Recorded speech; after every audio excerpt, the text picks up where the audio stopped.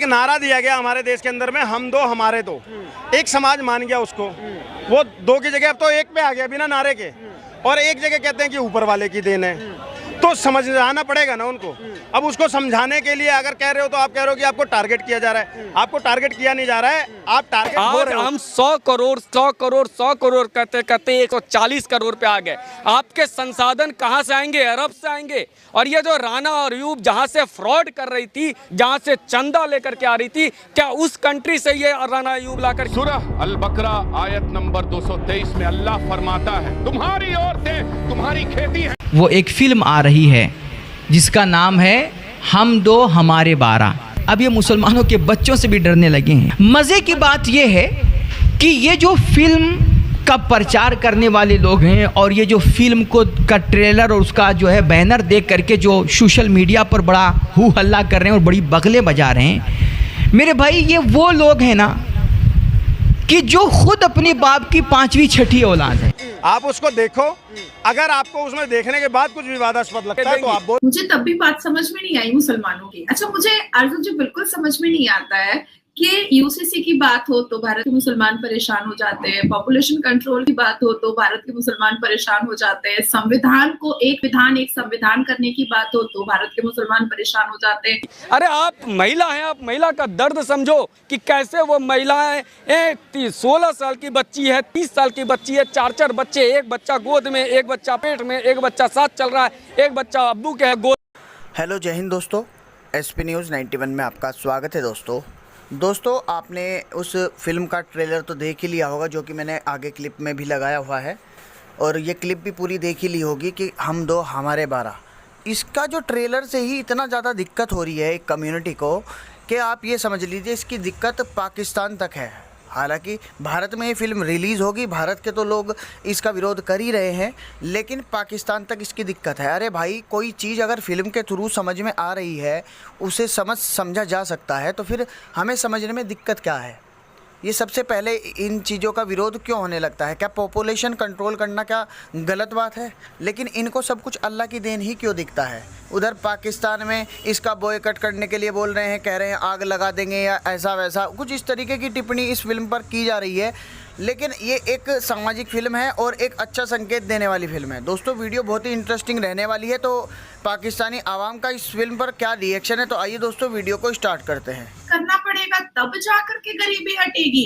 मेरी फैमिली में जितने लोग हैं सब अर्निंग है, तो गरीबी हमें नहीं टच कर सकती है क्योंकि सब शिक्षित है। देखिए, हमारे 12 के जो अभी जो जजमेंट आया है और मात्र 3-3.5 घंटे पहले आया है, बॉम्बे हाई कोर्ट ने बिल्कुल साफ तरीके से कहा है कि पिक्चर रिलीज की जाए और किसी भी धर्म या मजहब के सेंटिमेंट को बिल्कुल भी हर्ट नहीं किया गया है। अच्छा, ये जितनी भी चीजें होती हैं इसमें कभी भी हिंदू सामने नहीं आते। आप पुरानी मूवीज को उठा करके देखिएगा, मदर इंडिया मूवी को उठा करके अर्जुन जी देखिए, आप जरूर देखिए उस मूवी को। उसमें देखिएगा एक पंडित जी पूजा करके बाहर निकल रहे हैं और पूजा की थाली उनके हाथ में है और वो नरगिस जी का बलात्कार करने वाले हैं। अब देखिएगा कि हमारे हिंदी मूवीज जो बॉलीवुड की होती थी उसमें अमरीश पुरी हमेशा एक बहुत बड़े क्रिमिनल माफिया बनते थे और वो कट्टर हिंदू हुआ करते थे, बड़े बड़े तिलक लगाया करते थे। अपने हीरो के एक्टिंग से बाहर निकलने के बाद संजय दत्त हमेशा क्रिमिनल का रोल करने लगे जब वो जेल वेल से वापस आ गए, और उसमें भी दिखाया गया कि वो आरती कर रहे हैं संजय दत्त और बहुत पाठ पूजा कर रहे हैं और उसके बाद फिर वो किसी का मर्डर करने के लिए जा रहे हैं।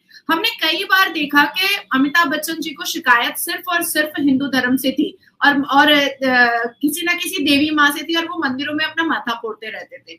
लेकिन इतनी ज्यादा आपत्तिजनक मूवीज बनाने के बावजूद और इतना ज्यादा सनातन धर्म को डिफेम करने के बावजूद जो बॉलीवुड के द्वारा हुआ, कभी भी बॉलीवुड के खिलाफ हिंदू कभी कोर्ट तक नहीं गए कि ये हमारे धर्म को आघात पहुंचा रहा है।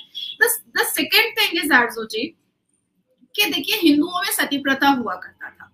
उस सती प्रथा को जब सर्वोच्च न्यायपालिका के तहत और पार्लियामेंट के तहत जब उसको इम्प्लीमेंट किया गया और उसको खत्म किया गया, तो उसमें सबसे ज्यादा आवाज हिंदुओं ने ही उठाया था कि सती प्रथा खत्म होनी चाहिए।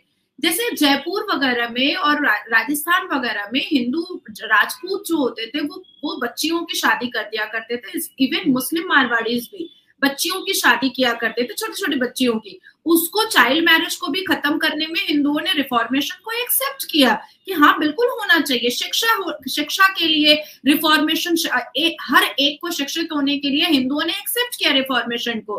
तो मुझे ऐसा लगता है कि हर धर्म में, आप सिख में चले जाइए, ईसाई में चले जाइए, बौद्ध में चले जाइए, हिंदूज में चले जाइए, एक सिनेरियो था, एक वक्त था, एक ईरा था जब सब कोई ज्यादा बच्चे पैदा करते थे। लेकिन उसके बाद धीरे धीरे लोग रिफॉर्म होने लगे और लोगों ने ये सोचा कि हमारे दो ही बेटर है, तो हम बच्चों को अच्छी तालीम दे पाएंगे, अच्छा उनको अपब्रिंगिंग दे पाएंगे, उनको भरपेट एजुकेशन दे पाएंगे, तो इसके लिए बेटर होगा कि हम कम बच्चे पैदा करें। लेकिन मुस्लिम्स आज भी स्टक हैं अपनी उसी बात पे कि बच्चे तो अल्लाह की देन है। अरे बच्चे अल्लाह की देन नहीं है, क्यों आप ऐसा कर रहे हो? इसमें आपके हस्बैंड का हाथ है, आपके हस्बैंड का हाथ है। अच्छा, मैं इस बात को बिल्कुल भी इनकार नहीं करूंगी कि एक सिनेरियो था जब हिंदुओं के घरों में भी बहुत बच्चे पैदा होते थे, बहुत होते थे। इवन भगवान राम के जो पिता थे उनके भी बहुत सारे बच्चे थे, लेकिन भगवान राम ने ये निर्णय लिया था कि कम बच्चे पैदा करना ज्यादा सही है। ये मैं मतलब 550 साल से पुरानी बातें मैं बता रही हूँ कि भगवान राम ने भी ये एक मैसेज किया था कि कम बच्चे होने चाहिए। हालांकि देखिए, हमारे कुरान के चैप्टर 6 सूरा अनम वर्सेस 140 में जाइए, उसके बाद फिर चैप्टर 17 सूरा इसरा वर्सेस 31 में जाइए, सूरा अल इसरा 31 में जाइए, जहां पर ये साफ लफ्जों में लिखा हुआ है कि अबॉर्शन नहीं कराना चाहिए, और अल्लाह अगर आपको बच्चे अता फरमा रहा है, बच्चे अगर दे रहा है, तो खिलाने वाला भी अल्लाह तबारक ताला होगा। अब सवाल यहाँ पर भी पैदा होता है कि जो मुसलमान झुग्गी झोपड़ी में रहते हैं, जो छोटे छोटे कमरे में रहते हैं, जो नाले के ऊपर घर बना करके रहते हैं, या पाकिस्तान में जो मुसलमानों का पॉपुलेशन है, अगर अल्लाह दे रहा होता तो आज भीख का कटोरा क्यों होता? अगर वाकई में अल्लाह दे रहा होता और आप 50 बच्चे पैदा कर रहे हैं अल्लाह के इस पर कमांड पर, तो फिर आप क्यों दुहाई दे रहे हैं, आप क्यों छाती पीट रहे हैं कि हम तो गरीब हैं? मगर नाज़िया, अभी भी बहुत से, अगर मैं पाकिस्तान की बात करूं, बहुत से लोग ऐसे हैं, मतलब मुस्लिम्स पाकिस्तान में, जिनके कम बच्चे हैं, जो 2 या 3 पे जो है वो कहते हैं कि बस हो गया, बेटे हैं या बेटी है, जो भी है, बस 2 या 3 बच्चे काफी हैं। इवन हम लोगों के टाइम पे, मतलब मेरे 2 भाई हैं बड़े, और उनके बाद फिर मैं काफी गैप से थी, तो मेरी मदर जो थी वो डॉक्टर के यहाँ चली गई कि मुझे नहीं चाहिए तीसरा ना बच्चा, बस ठीक है 2 काफी हैं। तो मतलब उस वक्त मैंने होना था, मेरी मदर मुझे ही नहीं लाना चाह रही थी, तो उनकी डॉक्टर जो पारसी थी, क्योंकि मेरी मदर पारसी डॉक्टर के पास जाया करती थी, तो उन्होंने, उनका नाम भी कावस जी, मुझे याद है, डॉक्टर कावस जी, तो उन्होंने बताया था होली फैमिली हॉस्पिटल में, तो उन्होंने कहा कि नहीं कोई बात नहीं, आप 2 ही तो बच्चे, ठीक है, एक और मतलब कर लें। तो उस टाइम पे मतलब तब भी, और मेरी फैमिली में अभी भी बहुत से लोग ऐसे जिनके 2 ही बच्चे हैं, लेकिन मेजॉरिटी जो है वो उस तरह नहीं सोचती। ये चीज यकीनन भारत में भी होगी कि कुछ मुस्लिम्स ठीक भी सोचते होंगे। नहीं, डेफिनेटली मैं आपको अपने घर की बात ही बता दे रही हूँ कि हम 3 बहनें हैं, 2 एडवोकेट्स हैं और एक MBA है, अभी PhD कर रही है। इसके बाद मेरी मम्मी ने सीधा ऑपरेशन करवा लिया, और मेरे फादर ने पूरा सपोर्ट किया कि 3 बेटियां हैं, बेटा हो या बेटी हो, 3 बेटियां, हमें इसको पढ़ाना है, पढ़ा करके अपने पैर पर खड़ा करना है। क्योंकि हमारी मुस्लिम कम्युनिटी में तलाक बहुत नॉर्मल चीज है, इसको आप भी डिनाई नहीं कर सकती है, मैं भी डिनाई नहीं कर सकती हूँ। एक हिंदू जब मैट सूट या डिवोर्स केस फाइल करते हैं तो वो 10-10 साल इंतजार करना पड़ता है कोर्ट के निर्णय का, सेपरेशन तक के लिए। लेकिन मुसलमानों का क्या है, तलाक हो गया तलाक, या 3 बार पीरियड्स के टाइम पे आप तलाक दे दो, हो गया तलाक। तो इट्स वेरी इजी कि हमारे मुस्लिम कम्युनिटी में तलाक हो। तो बहुत सारी चीजों को मद्देनजर रखते हुए जो भी शिक्षित मुसलमान है, जो संवैधानिक मुसलमान है, वो बहुत पॉपुलेशन कंट्रोल करके चलते हैं, क्योंकि उनके दिमाग में एक चीजें सेट होती हैं कि जो बच्चा हम पैदा कर रहे हैं उसको हमने पंचर की दुकान पे नहीं लगाना है, उनसे हमने रेड़ियां नहीं लगवानी है, हमको पेटीकोट सिलने के लिए भी नहीं बैठाना है, हमको अंडरवियर सिलवाने के लिए नहीं बैठाना है, या उनसे हमको चाइल्ड लेबर का मजदूरी नहीं करवाना है, हमको उनको शिक्षित करना है, शिक्षित करके कुछ बनाना है, पढ़ाना है, लिखाना है, और उसको किसी एक ओहदे पर बैठाना है। आज के जमाने में आरज़ू जी, या पहले के जमाने में भी, मेरे फादर सिर्फ 2 भाई हैं, मेरी दादी अम्मी को सिर्फ 2 बेटा है, और मेरे दादा अबू ने साफ कह दिया था कि भाई इनको पढ़ाना है, आप बच्चे पे बच्चा पैदा कीजिएगा, तो हम पढ़ाएंगे कब?